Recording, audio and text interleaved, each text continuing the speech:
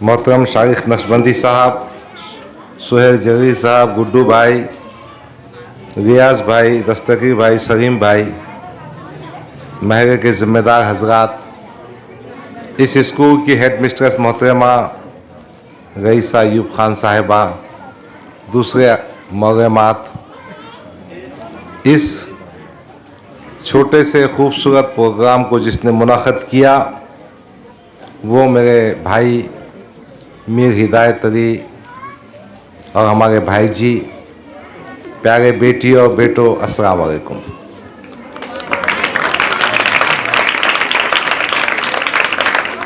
मैं आपसे कोई मुख्तलिफ नहीं हूँ। मैंने जिस स्कूल में तालीम हासिल की है वो ज़िला परिषद का स्कूल था। हमारे पास बैठने को टाट पटरी भी नहीं थी, ये चटाई भी नहीं थी, हम मिट्टी की जगह पर बैठते थे। कहने का मकसद ये है, आजकल आपके जहनों में, वालिदैन के जहनों में और समाज में ये बात आम है कि अच्छे स्कूल, अच्छी बिल्डिंग, अच्छी तालीम वही होती है, मगर मेरा इससे मुख्तलिफ अंदाज है। अगर आप में जज्बा है, अगर आप मेहनत कर सकते हैं, आपके असातिज़ा आपको सिखाते हैं, आपके वालिदैन आपकी मदद कर सकते हैं, तो आप में से कई बेटे बेटियां हमसे भी आगे जा सकती हैं। मैंने ज़िला परिषद के स्कूल से पास करके MBBS किया, MD किया, DNB किया, छोटे बच्चों का स्पेशलिस्ट हूँ। अब डॉक्टरी नहीं करता हूँ, रीडरी करते फिरता हूँ, मगर कहने का मुद्दा ये है कि आप अपने स्कूल से दिल छोटा मत करो। जिद ये होना कि आपने मेहनत से पढ़ना चाहिए। व्हाट्सएप में, टीवी में, दोस्तों में, खेल में अगर वक्त ज़ाया करेंगे तो ये दिन तो निकल जाएंगे, मगर पूरी ज़िंदगी आपको मेहनत करना पड़ेगा। एक दफ़ा एक गैर मुस्लिम दोस्त IAS ऑफिसर और मैं जा रहे थे, सुबह का वक्त था, एक छोटी देहात से जा रहे थे। उस वक्त मैं माइनॉरिटी कमीशन का मेंबर था। एक मुस्लिम नौजवान, दाढ़ी भी थी, टोपी भी थी, वो बेकरी का सामान उसकी साइकिल पर रखकर तेज तेज चला रहा था। मैंने मेरे गैर मुस्लिम दोस्त से कहा, कितनी कौम ये मेहनत कर सकती है, इसकी मिसाल कहीं नहीं मिलेगी। मेरे दोस्त ने मुझे टॉन्ट करके कहा, जब मेहनत करने का टाइम था उस वक्त मेहनत नहीं किया, वो क्या साइकिल पर बेकरी का सामान बेच रहा है। आपकी ज़िंदगी मेहनत करने की है, आपकी ज़िंदगी पढ़ने की है, किताबों में वक्त देने की है, अच्छे नंबरात से पास होने की है।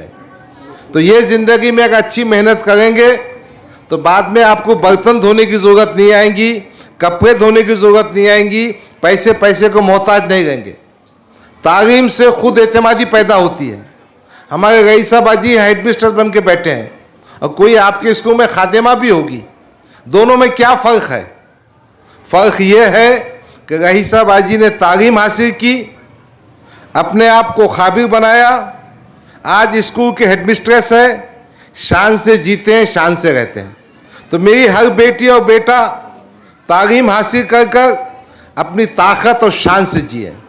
तालीम की ज़रूरत इस वास्ते भी है कि आप चीज़ों को समझ सकेंगे, चीज़ों को रिएक्ट कर सकेंगे, बातों को समझ सकेंगे। कोई भी आपको बेवकूफ़ नहीं बना सकेगा। लिखा पढ़ा आदमी, तालीम याफ्ता आदमी किसी के बहकावे में नहीं आएगा। बस इतनी गुजारिश है कि आपने अपने वक्त का सही इस्तेमाल करना, अपने असातिज़ा का एहतराम करना। मजाक तो किसका ही बना सकते आप, वो तो क्वालिटी शैतान ने सबके पास दे दिया है। चीज़ों को समझ के कोशिश कीजिए। एक ही बात कहते हुए बात ख़त्म करता हूँ, माँ बाप का एहतराम कीजिए, वालिदैन का एहतराम कीजिए, और अल्लाह के रसूल, हमारे आका सरवरे कौनैन खातमुन नबीन हुजूर सल्लल्लाहु अलैहि वसल्लम की हदीस है कि इंसान के माँ बाप वो भी होते हैं जो उनको सिखाते हैं। तो आपके असातिज़ा का दर्जा आपके वालिदैन के बराबर है, इनसे मदद भी कीजिए।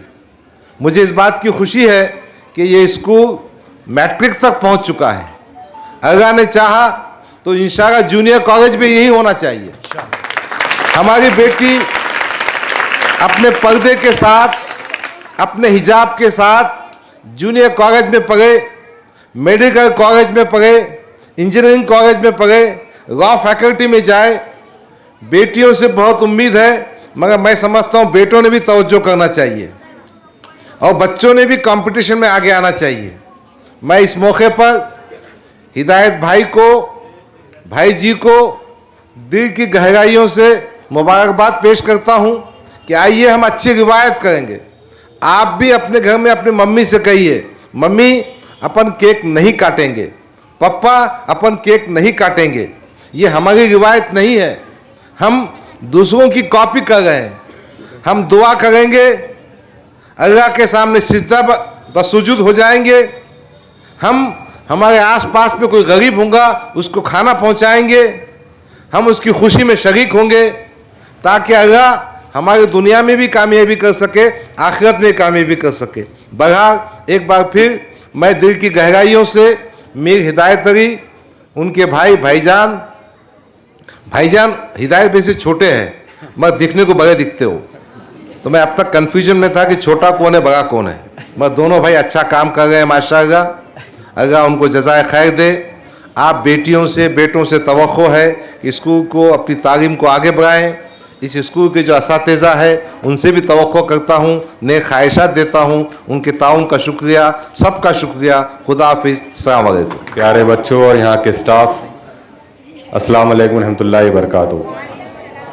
यहाँ जितने बच्चे बैठे हैं, आप तमाम लोग जानते हैं कि बर्थडे कैसे मनाया जाता है। कैसे मनाया जाता है बताओ? हाँ, लेकिन हमारे जो कायद है डॉक्टर अब्दुल गफ्फार खादरी साहब ने हमें इस मर्तबा एक नई रिवायत की शुरुआत की है। उन्होंने साफ कहा है कि हम इस मर्तबा न केक काटेंगे, न किसी किस्म का अल्लाह गुल्ला करेंगे, न पटाखे फोड़ेंगे, बल्कि हम कोई अच्छा और तामीरी काम करेंगे। इसीलिए साहब ने तमाम पार्टी वर्कर्स को हिदायत दी है कि अगर आपको मेरी बर्थडे सेलिब्रेट करना है तो हमारे कौम के इन छोटे बच्चों के साथ सेलिब्रेट करें, उनमें बुक्स तकसीम करें, उनमें स्कूल बैग तकसीम करें। इसीलिए आज आप ये समझें कि आपके दरमियान आज जो स्कूल बैग और बुक्स तकसीम किए जा रहे हैं वो किस लिए तकसीम किए जा रहे हैं? बर्थडे है डॉक्टर साहब की, इसके लिए तकसीम किए जा रहे हैं। तो प्यारे बच्चों, आप तमाम लोग यहाँ से 10वीं पास करने वाले हैं, दूसरी क्लासेस पास करने वाले हैं। इंशाल्लाह आगे चल के आपको एक अच्छा मुस्तकबिल बनाना है, ख़ुद का नाम रोशन करना है, मुल्क का नाम रोशन करना है। आपको इस हिसाब से संजीदगी से तालीम हासिल करना है। हमारे दरमियान डॉक्टर साहब मौजूद हैं, वो आपकी और हमारी रहनुमाई करेंगे। आप लोगों से ये दरख्वास्त है कि आप इस मौके पे डॉक्टर साहब के हक़ में, अपने असातिज़ा के हक़ में और अपने वालिदैन के हक़ में दुआएं करें कि अल्लाह ताला उनको हमारे सरों पर हमेशा कायम रखे। बहुत बहुत शुक्रिया, जज़ाकल्लाह खैर। साहब अल्हम्दुलिल्लाह, हमारे working president doctor Abdul Gaffar Khadri साहब ने जो सिलसिला शुरू किया है कि एकदम बर्थडे जो मनाना है एकदम सादगी से, कोई फजूल खर्ची नहीं, और उसमें जो है हम लोगों को क्या फ़ायदा पहुंचा सकते। तो डॉक्टर साहब ने ऐसे बहुत सारे प्रोग्राम सबको अलग अलग दिया है जी, आज हमारे पास दिए है कि भाई आप जो है एकदम सादगी से मनाओ और गरीब बच्चों में जो है आप कापियाँ किताबा और बैग तकसीम करिए, इंशाल्लाह हम आएंगे। तो ऐसा आज हमारे पास ख़ास तौर पे डॉक्टर अब्दुल गफ्फार खादरी साहब, शारिक नक्शबंदी साहब, हमारे ईस्ट के प्रेसिडेंट दस्तगीर भाई, तकरीबन हमारे छोटे भाई फिरदौस और हमारे महल्ले के कुछ ज़िम्मेदार, माशाअल्लाह बहुत अच्छा प्रोग्राम हुआ।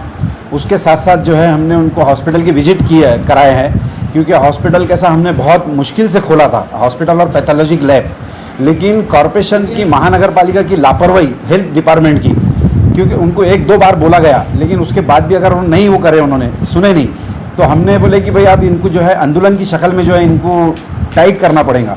तो इसके वजह से हमने जो है डॉक्टर अब्दुल गफ़ार खादरी साहब की जो विज़िट कराई हॉस्पिटल में, पैथोलॉजिक लैब के अंदर हॉस्पिटल ने विज़िट कराए। हम बोले साहब इतना पूरा सेटअप होने के बावजूद कॉरपोरेशन जो है यहाँ पे डॉक्टर क्यों नहीं भेज रही, यानी इसका मतलब सीधा सीधा डॉक्टर जो है बदमाशी कर रहे कॉरपोरेशन कि भाई पूरा इलाका जो है, हालांकि ये मुस्लिम इलाका बोल के नहीं खोला गया, ये जो है इसका तकरीबन अगर वहाँ पे 100 से 150 पेशेंट ओपीडी होती डेली, अगर डॉक्टर रहे तो उसमें हर जात के पेशेंट रहते, हिंदू है, मुस्लिम है, दलित है, भोयवाड़ा, काचीवाड़ा, चौश कॉलोनी, ऐसा सेंटर पॉइंट देख के हमने ये हॉस्पिटल खोले। लेकिन जिस तरीके से हॉस्पिटल को मदद मिलना चाहिए महानगर पालिका की, वो मदद मिल रही नहीं। फिर सर यहाँ पे तो कारपोरेटर आ चुके हैं, फिर उन्होंने क्यों नहीं कोई 5 साल में ये चीज़ की दखल ली? अब वो अल्लाह ताला कारपोरेटर है बराबर है। अब समझो हो सकता है उनके नज़र में नहीं आया होगा। जब हम देखे 2-3 बार हमने वहाँ विज़िट किया, विज़िट करने के बाद वहाँ पे जो उनका स्टाफ है उनसे बात करी तो बोले वो 2 दिन आड़ हॉस्पिटल डॉक्टर देते हमारे को, 2 दिन आड़ बोले तो ये तो बहुत गलत बात है। जब पूरा मोहल्ला गरीब है और यह हॉस्पिटल इसलिए खोला गया था कि यहाँ पे जो है अपना गरीबों को सहूलत मिलना और फ़ायदा उठाना। क्या वजह लगती है आपको, क्यों ऐसा दोहरापन जो है तो महानगर पालिका बता रहे हो? नहीं, अभी आज तक कैसा है हमने वो नहीं करे थे। अभी डॉक्टर साहब ने हमको आदेश दे दिया, हमारे शहर सदर शारिक नक्शबंदी, मैं, हमारे इसके प्रेसिडेंट दस्तगीर भाई, हमारी पूरी शहर की टीम जो है कल जाके हम कमिश्नर से मिलेंगे।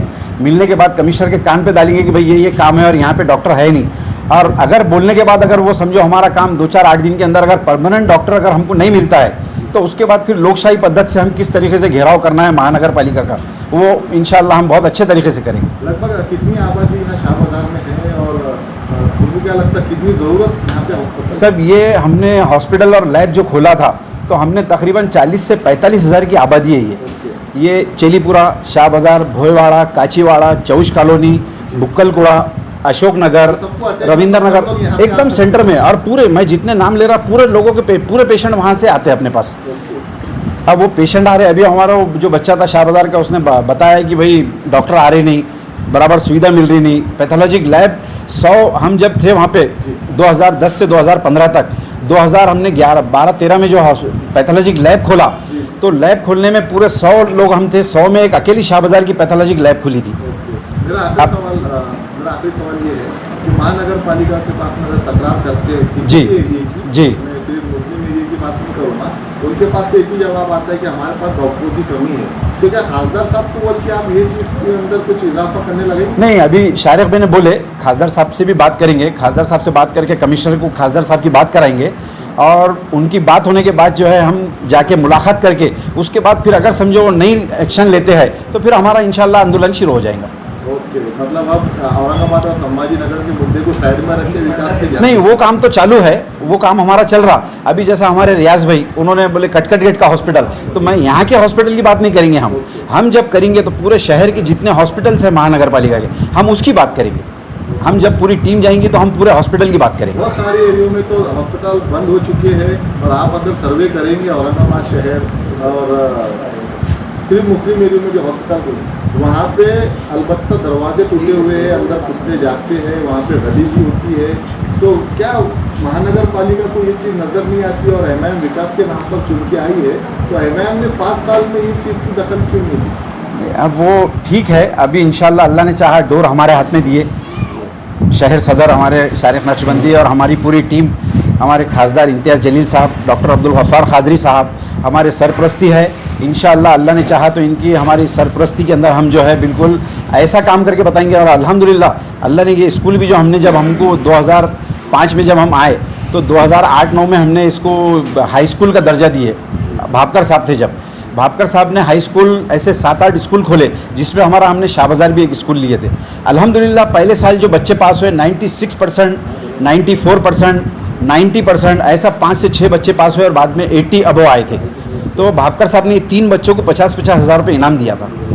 तो अल्हम्दुलिल्लाह जिस तरीके से हमने स्कूल के ऊपर ख्याल ख़ास तौर पे हमारी नज़र रखे, अभी पूरे हॉस्पिटल के ऊपर भी नज़र रहेंगी इंशाअल्लाह अल्लाह चाहे। सर यहाँ पर आप जैसा आपने बताया कि मैट्रिक तक है तो 11वीं चाहेंगे आपकी सलाम बस्ती एरिया है? नहीं, होना चाहिए, क्योंकि हमने क्या बेस लिए थे कि भाई 7वीं पास होने के बाद हमारे जो गरीब बच्चे आए बच्चियाँ वो हाई स्कूल के अंदर नहीं जाते, यानी दूसरे स्कूलों में जाते नहीं थे क्योंकि वहाँ पे फ़ीस लगती थी, फिर उनको पढ़ाई के पैसे, किताबा, कापियाँ। यहाँ महानगर पालिका का ऐसा था कि कापियाँ, किताबा, बैग, और फीस नहीं, सबसे बड़ी बात। तो इसलिए जो उनके बच्चों के पेरेंट्स थे वो उन्होंने उनको मंजूरी दे दी कि भाई ठीक है यहाँ पढ़ लो।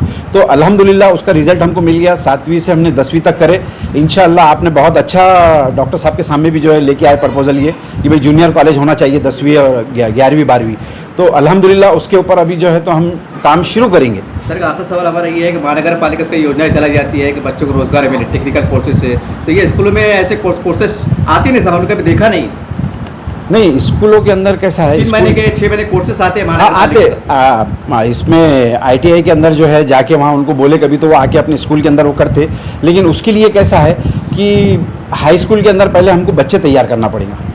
हमको उस किस्म के बच्चे तैयार करके वो हिसाब से हमको बच्चों को यानी उनकी उतनी एक्टिविटीज़ लेके फिर वो बच्चों को उसके अंदर जैसा आप बोल रहे टेक्निकल कोर्स, तो उसके लिए इंशाल्लाह वो भी कोशिश करेंगे। लेकिन उसको टाइम लगेगा। अभी हमारा सिर्फ स्कूल और हॉस्पिटल्स के ऊपर हम ख़ास तौर पे ज़्यादा वो करेंगे। आपका नाम और आपकी पोस्ट बता दीजिए। मीर हिदायत अली, मैं ख़ास तौर पर माजी विरोधी पक्ष नेता हूँ और MIM का उपाध्यक्ष था। बाद में बॉडी डिज़ॉल्व हो गई, लेकिन उपाध्यक्ष पोस्ट तो आते जाते रहेंगी, पार्टी अपनी जगह है। अल्हम्दुलिल्लाह एक MIM का मैं खादिम बोल के मैं हमारे शहर सदर की टीम के साथ काम कर रहा हूँ।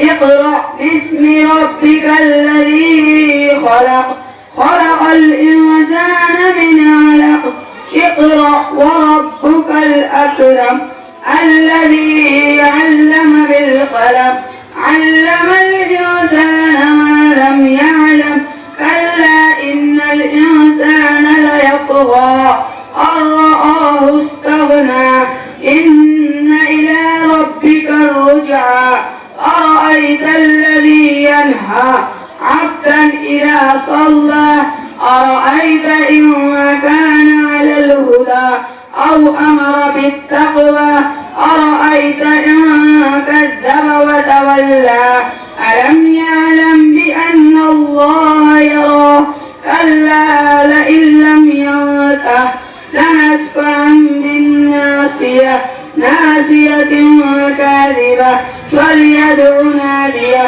سندع الزبانية كلا لا تطعه واسجد واقترب صدق الله العظيم।